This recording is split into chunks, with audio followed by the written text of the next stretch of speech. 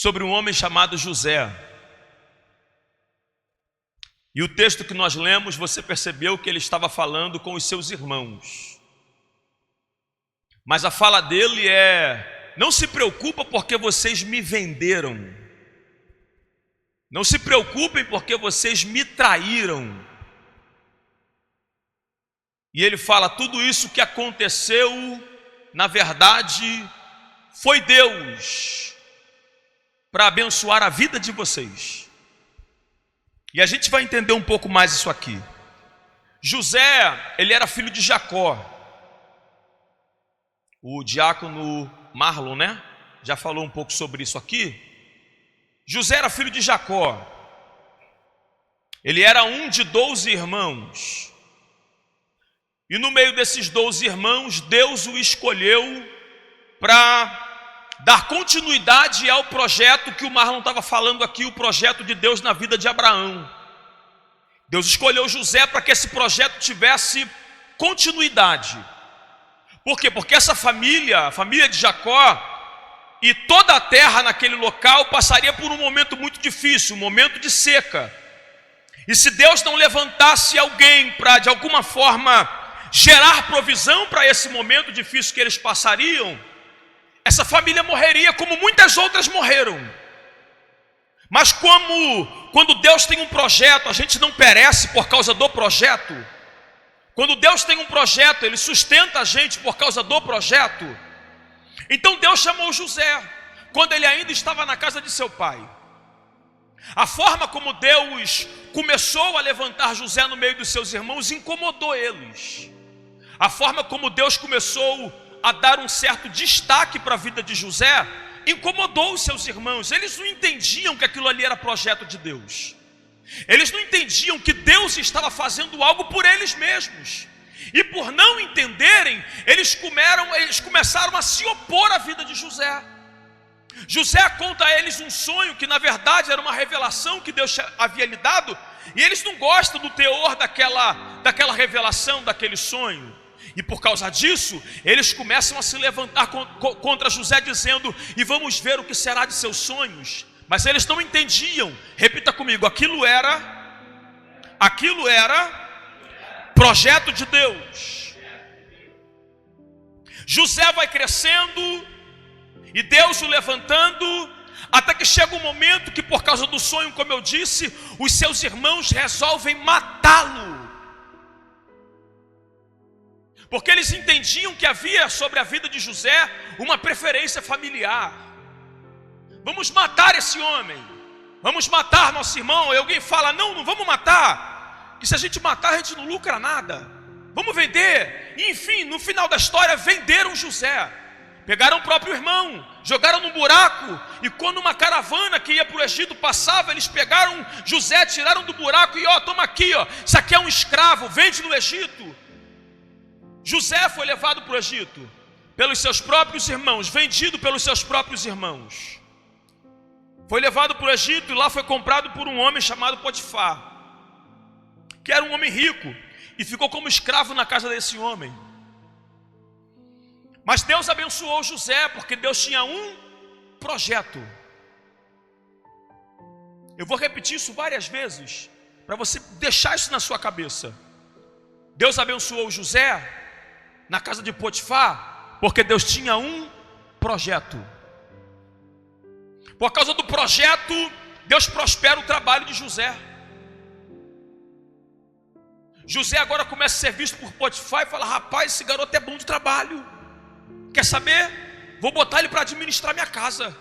Tudo que é meu, ele vai administrar. E pronto, José agora virou praticamente o mordomo, o gerente da casa de Potifar. E ele administra tudo ali agora. Por quê? Por causa do projeto. Até que chega um momento que a mulher de Potifar, ela se afeiçoa por José. Ela olha para o José diferente de Potifar. Potifar vê o trabalho de José. A mulher de José vê a beleza de José. A mulher de Potifar vê a beleza de José. Fala: rapaz, que garoto bonito. E gostou dele. E começou a dar em cima dele. E ficou afim dele. E começou a tentar. E ficou tentando ele um bom tempo.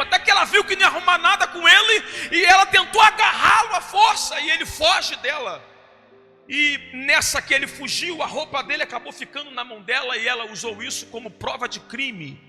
Como assim? Ela disse: ele tentou me agarrar, ele tentou me estuprar. E José, por causa disso, foi preso, inocente, mas sendo preso. Agora José, que estava bem, entre aspas, de vida, de acordo com aquilo que ele estava vivendo, ele melhora de vida, ele cresce, mas agora ele está preso. Mas na cadeia o carcereiro olha para ele e fala: rapaz, esse garoto é bom de trabalho, ele vai administrar a cadeia agora. E ele começa a administrar a cadeia. Tudo isso por causa do...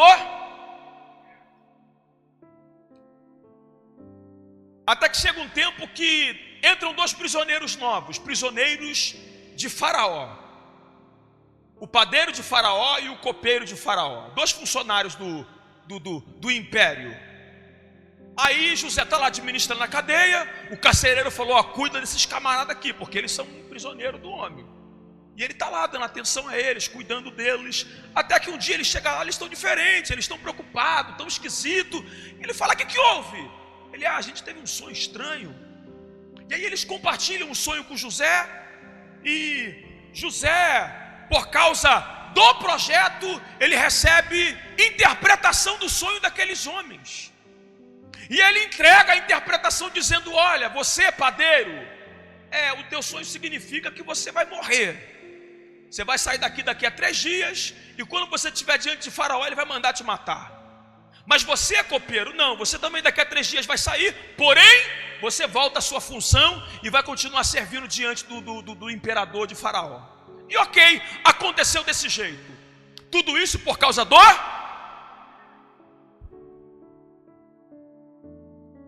Passam-se 2 anos. Faraó tem um sonho. Esse sonho perturba a cabeça dele. E ninguém consegue entender o sonho que ele tem. Não tem interpretação para esse sonho. Aí o copeiro lembrou de José. Quando eu estava preso, tinha um garoto lá que ele interpretou meu sonho. E do jeito que ele interpretou, aconteceu. E o Senhor faz parte desse sonho. Ele disse que o Senhor ia me restabelecer na minha função, e aqui estou eu servindo o Senhor. Chama esse rapaz. José foi chamado por causa do... Você tem que sair daqui com isso aqui na tua cabeça. É por causa do projeto. José estava na casa de Jacó um pouco mais de 1 década antes. Era só mais um filho, era só mais um dos irmãos. Mas porque Deus tinha um projeto, ele viveu toda essa trajetória até chegar diante de Faraó. E quando ele chega lá, Faraó conta o sonho, ele interpreta o sonho e fala: Faraó, para você poder administrar esse problema que o senhor tem agora, o senhor vai precisar de um homem muito sábio. Aí Faraó olhou para ele, assim como Potifar, assim como o carcereiro, e falou: rapaz, gostei desse garoto, por causa do projeto. Gostei de você, é você que vai administrar tudo isso. E pronto, agora o José, que era só um garoto, que foi vendido, que foi escravo, que foi prisioneiro, agora ele é governador do Império Egípcio. E é aqui que começa o problema. Talvez você pense: pronto, Deus cumpriu a promessa, Deus exaltou, ele chegou lá em cima. Venderam, mas não conseguiram impedir o projeto. Fizeram, mas não conseguiram impedir o projeto. E agora você fala: glória a Deus, ele venceu. Não, é agora que vai começar o negócio. A gente vive numa sociedade individualista demais. É cada um pensando em si, cada um preocupado consigo mesmo, com a sua própria casa, com a sua própria família. E principalmente quando a gente tem sucesso, quando a gente consegue vencer os embates da vida e a gente alcança o sucesso que a gente buscava, seja ele qual for, o menor que seja. É aqui que começa a dificuldade. Por quê? Porque Deus fez tudo isso na vida dele, tirou ele do deserto, da casa do seu pai, colocou ele no trono de governador do Egito. Não é porque ele era bonitinho, não é porque ele era um bom garoto, ou não era porque ele era fiel, não, é porque era projeto de Deus livrar a casa de Jacó. A gente tem a péssima mania de ligar ao que Deus faz a nós. Para ser mais específico, a mim. Deus está fazendo isso por causa de mim. Por quê? Porque eu busquei, porque eu me humilhei, porque eu fui fiel, porque eu fiz. Não é, é por causa do... Foi falado aqui da mulher de Samaria, a mulher do poço. O objetivo de Jesus era a mulher samaritana no poço, ou era a cidade de Samaria? Não, me ajuda. A cidade? Mas para entrar na cidade ele precisava de alguém. O projeto era o quê? Era necessário passar aonde? Em Samaria. O projeto não era a mulher, o projeto é a cidade. A mulher faz parte do projeto. Eu e você fazemos parte do projeto, mas nós não somos o projeto. O projeto de Deus não se resume a mim, e ao meu sucesso, e às minhas conquistas, e às minhas realizações. Não, o projeto de Deus não está resumido a você ou a sua casa. O projeto de Deus, ele vai muito além disso. Nós somos apenas um meio, um caminho pelo qual o projeto se realizará. E o fato de não entendermos isso faz com que a gente se perca no meio do projeto. José agora é o cara, irmão. Só tem um homem que manda mais do que ele. Quem? Faraó. Depois de Faraó, quem governa é José. O que ele falar está falado. O que ele mandar, irmão, todo mundo obedece. Mas aí o que Deus faz? Traz os traidores para a presença de José. Você está bem, José? Eu estou. Deus aqui, o Senhor me exaltou. Agora eu estou andando de... Fala um carro bom aí. Mas estou andando de BMW agora, pô. Mercedes aí, ó. Agora eu estou andando de Mercedes, agora eu estou bem de vida. Agora eu estou aqui, ó, no bem bom, tenho servos, esposa. A minha vida está uma bênção. Eu acho que eu vou atrapalhar o negócio então, porque o projeto ainda não aconteceu. E é aqui que eu quero que você comece a pensar. Às vezes as realizações que nós vivemos podem roubar de nós o projeto de Deus.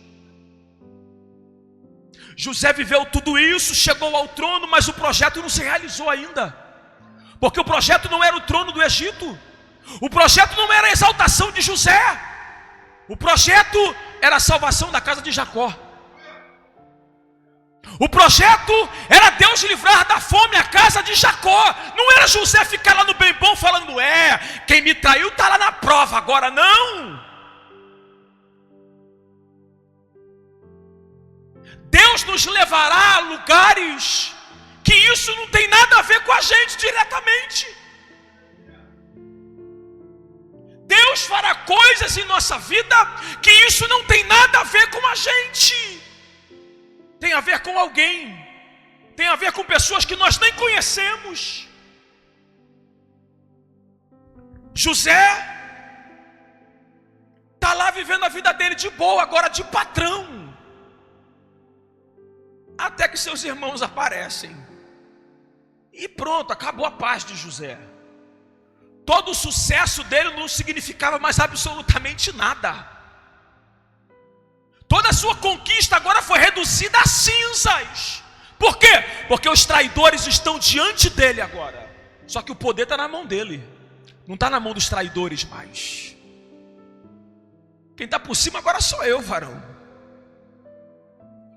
José, quando viu seus irmãos, irmão, você é ser humano, sim ou não? José também era. A mágoa falou mais forte. Vai ler o texto, capítulo 42 em diante. Ele começa a brincar com os irmãos, fazer joguinhos, chama de espião, porque eles não reconheceram José. E José deixa o sentimento falar mais forte e começa, a princípio aqui, a deixar o projeto de Deus de lado. Os irmãos dele veem e falam: vocês acham que são espias, eu vou mandar prender vocês. E ele começa a armar situações igual a gente quando está com raiva de alguém. Não é? Estou com raiva, não vou nem passar ali que eu não estou a fim de falar com ele. A gente vai armando joguinhos e você vê que a pessoa está vindo na tua direção, tu muda de direção. Nem assim que a gente faz, hein? Tu acorda atravessada com o teu marido, tu fala: bom, que mané, bom dia, hoje não tem café da manhã, hoje não tem nada hoje, não é assim? A gente deixa, a gente é ser humano. Quem é ser humano, diga eu. Aleluia. A gente deixa às vezes esses sentimentos malignos e negativos conduzir as nossas decisões, mas você precisa se atentar para uma coisa: isso pode roubar de nós o propósito que está sobre a nossa vida. O objetivo era salvar essas pessoas, mas José está punindo eles pelas atitudes que fizeram com José. O objetivo de Deus era salvar eles, mas José está brincando com eles por causa dos seus sentimentos. Para a gente já encerrar, pensa aí nas pessoas que te traíram e te machucaram. Pensa nelas. Bota elas sentadas do teu lado aí agora. Pensa nelas. Se ela estivesse sentada do teu lado agora e Deus falasse para você assim, ó: dá um abraço. Aleluia. É nessa hora que a gente vê se a gente é crente ou não, irmão. É ou não é? Na hora de cantar aqui, tu és, né? O fogo desce, a gente marcha da glória. Mas na hora que a gente bate de frente com o inimigo, Jesus fala assim, ó: ama o teu inimigo. É aí que a gente vê o negócio.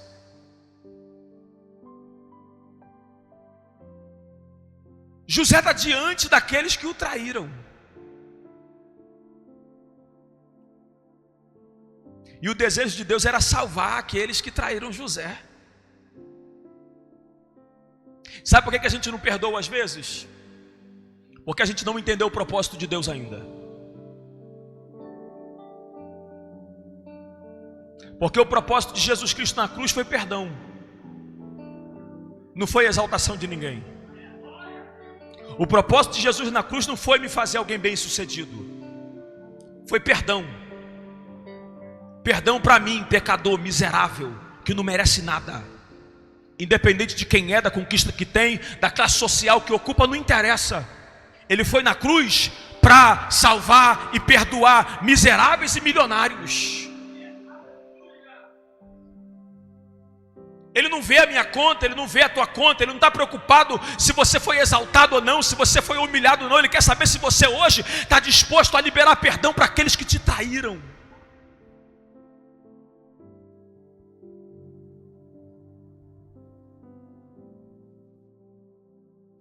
E eu torno a falar da nossa sociedade egoísta, prepotente, individualista. Por quê? Porque isso está afetando a igreja hoje. De que forma? Há novos ensinamentos sobre perdão aparecendo por aí. E você que é crente, você que serve a Deus, você que gosta da Bíblia, que lê a Bíblia e teme a Deus, precisa tomar muito cuidado com esses ensinamentos. Ensinamentos do tipo: eu perdoo, mas no meu ciclo de amizade, nunca mais.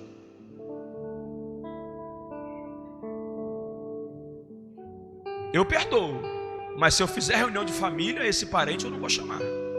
Está perdoado, está tudo ok. Estou orando por ele, estou orando por ela, mas no churrasco do dia primeiro não vai. Na minha casa não vai, mano. Ué, Anderson, mas eu tenho que ter comunhão de novo com aqueles que me traíram? Sim.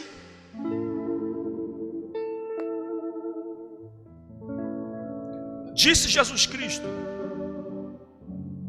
oração do Pai Nosso: Pai, perdoa os nossos pecados, ofensas, dívidas, assim como nós perdoamos aos nossos devedores. ofensores.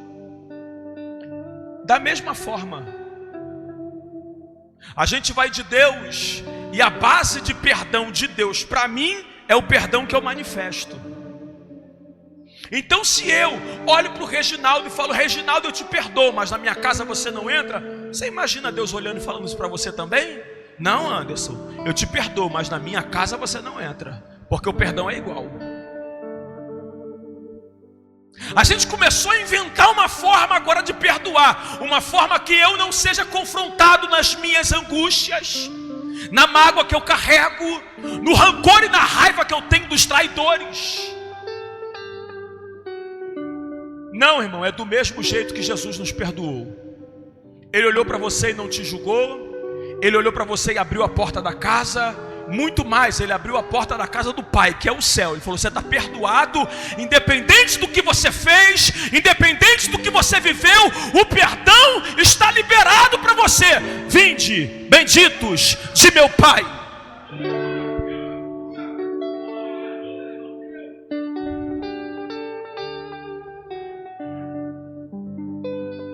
O propósito de Deus para a vida da família de Jacó era livramento de um período de seca, de um período de fome. O propósito de Deus na vida de José era perdão para os seus irmãos, porque era através do perdão que o propósito de Deus para a casa de Jacó aconteceria. E eu quero te trazer uma reflexão aqui. Será que há projetos de Deus para a vida de pessoas que estão sendo frustrados porque nós não perdoamos?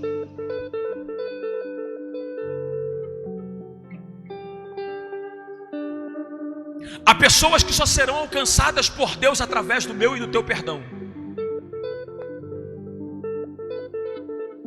Há pessoas que nos machucaram, que nos ofenderam, e Deus sabe disso, Deus conhece a dor, e Ele respeita isso, mas Ele não concorda com a decisão de: eu não perdoo. Ele entende, eu entendo. Não é porque eu sinto dor que a vontade de Deus vai mudar. Não é porque isso me ofende que a vontade de Deus vai mudar. A vontade de Deus permanece a mesma. Anderson, eu não consigo. Consegue sim, só falta tomar uma decisão. Perdão não é uma coisa que eu preciso sentir para fazer. Eu não preciso ficar em paz primeiro para depois eu perdoar. Não, não é isso. Perdão é uma decisão, não é um sentimento.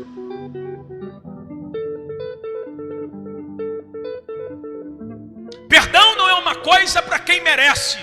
Não, é exatamente o contrário. Perdão é para quem não merece. Você merecia perdão de Deus? Sim ou não? Ah, você recebeu. Você pode dizer graças a Deus por isso? Aleluia! Tem alguém que não merece esperando o meu perdão para poder dizer também graças a Deus. E é para isso que nós fomos chamados. Esse é o grande propósito de Deus para a humanidade desde a queda de Adão, é perdão. A igreja foi chamada para manifestar perdão.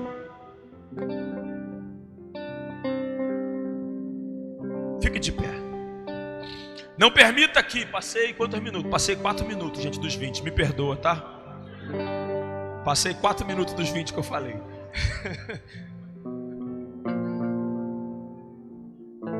Aleluia, Jesus.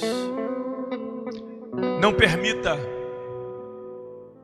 que as suas conquistas, que o seu sucesso na vida, é difícil o que eu vou falar agora, mas eu preciso falar, te torne arrogante a ponto de achar que aqueles que nessa trajetória sua te machucaram não podem ser e não devem ser alcançados pelo seu perdão. Não permita, porque isso estará roubando de você o propósito de Deus para a sua vida. Não há propósito de Deus em mim, Anderson, se não houver perdão no meu coração para aqueles que me ferem. Quem é casado aqui entende muito disso, né? O lugar para a gente perdoar. Acho que Pedro, quando perguntou quantas vezes a gente deve perdoar, ele devia estar pensando na mulher dele, né, varão? Né? Você concorda? Eu acho que é. Acho que ele estava pensando na esposa e falou: Senhor, até quantas vezes a gente tem que perdoar? Até 7? Não, é 70 vezes 7. Porque é o lugar, irmão, que a gente tem que perdoar diariamente. Não é assim? E se não há perdão, não há harmonia familiar, não há um lar abençoado, não há filhos bem criados. A falta de perdão, ela só gera problemas e cada vez mais problemas, tanto em quem não recebe o perdão, como naquele que não perdoa. Então nessa noite eu quero que você ore. Isso é uma palavra de reflexão. Eu não vim aqui profetizar sobre a sua vida. Não. Eu vim te trazer uma palavra de reflexão, porque quem conhece seu coração é Deus e você. Às vezes a gente se engana com Ele um pouquinho, que Ele é enganoso a beça. A gente acha que a gente é uma bênção, e quando Deus abre a boca para falar com a gente, fala: rapaz, eu não era o que eu pensava. É verdade, a gente se engana. Mas você ouviu a palavra de Deus nessa noite. Então reflita nisso, pense nisso, pense nos seus relacionamentos, porque isso está diretamente ligado ao relacionamento que nós temos com Deus, que você tem com Deus, ao culto que você está prestando aqui hoje. Porque se não há perdão para os inimigos, não há culto para Deus. Olha que coisa. Eu podia ter falado isso no início do culto, né? Né, varão? Acho que a próxima vez eu vou pregar no começo, varão, entendeu? Porque às vezes a gente está aqui já há 2 horas e aí no final descobre: ih, rapaz, era para eu ter perdoado antes do culto, né? É verdade. Jesus falou: se você vier ao altar e trouxer uma oferta, na época estava falando do sacrifício que era oferecido, e você lembrar que alguém tem alguma coisa contra você, não oferece o sacrifício, não cultua. Faz o quê? Deixa o bicho aqui amarrado e vai lá resolver teus problemas com essa pessoa, depois você volta. Porque não há culto a Deus quando não há relacionamento entre nós, seres humanos. Não há culto a Deus quando eu tenho um problema com o meu próximo. Não, Deus é cultuado pelo amor que nós vivemos uns com os outros. Deus é cultuado através dos nossos relacionamentos, não através da música que cantamos simplesmente, não através de um momento como esse. Então feche seus olhos, vamos orar nesse momento. E depois dessa oração, você conhece sua vida e sabe o que tem que fazer, você toma a decisão que você precisa tomar, e Deus te dará graça para isso. Deus te sustentará para isso. Tudo que você precisa para fazer a vontade de Deus já foi liberado sobre a nossa vida. É só a gente tomar posse do que Deus fala, tomar uma decisão e seguir em direção àquilo que Deus tem para nós. Então vamos orar. Bendito o Senhor.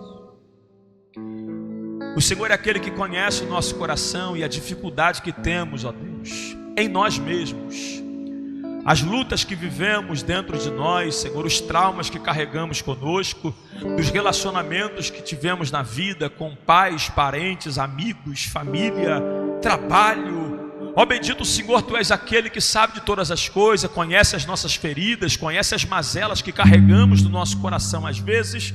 Mas eu louvo o Teu nome porque nessa noite o Senhor trouxe-nos uma palavra. Ó Deus, te encontro a isso porque o Senhor nos ama e porque o Senhor quer manifestar perdão sobre nós. Tu és o único que pode tratar de nós, Senhor. Tu és o único que pode nos dar força necessária para fazermos a Tua vontade. Tu és o único, Senhor, que pode fazer com que ainda esse ano, no final desse ano, nós possamos nos reunir com pessoas que nos feriram, mas perdoando eles. Tu és o único que tem poder para reunir as famílias que foram divididas através do perdão, Senhor. Tu podes fazer isso. Então eu te peço nessa noite, no nome de Jesus Cristo, que hoje seja um dia, Senhor, onde nós deixaremos sobre o altar as nossas mágoas, deixaremos sobre o altar o rancor, deixaremos sobre o altar, Senhor, as feridas que têm conduzido as nossas vidas, as feridas que têm conduzido, Senhor, os nossos relacionamentos, determinando limitações para nós. Colocamos tudo isso diante do Senhor nessa noite e te pedimos: venha com teu bálsamo sobre nós e cura-nos na alma para a honra e glória do teu nome, para que nós possamos sair daqui nessa noite, Deus, e ir de encontro a essas vidas que são propósito do Senhor, e manifestar sobre eles o perdão que recebemos na cruz do Calvário. Ó Deus, em nome de Jesus, pois foi o Senhor que nos disse que se nós não perdoarmos os nossos irmãos de acordo com suas ofensas, o Senhor não nos perdoará. Então tenha misericórdia de nós e uma vez mais, Senhor, manifesta sobre nós a tua vontade. Mais uma vez, Senhor, aperfeiçoa o teu poder sobre a nossa fraqueza e faça-nos capazes de cumprir o teu propósito para o louvor e a glória do teu santo e poderoso nome. No nome de Jesus, o teu Filho, é que nós choramos nessa noite gratos. Amém. Alguém nessa noite que quer entregar a sua vida para Jesus?